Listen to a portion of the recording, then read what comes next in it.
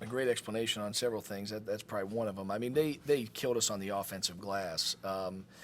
We were we just weren't sharp. We really weren't sharp.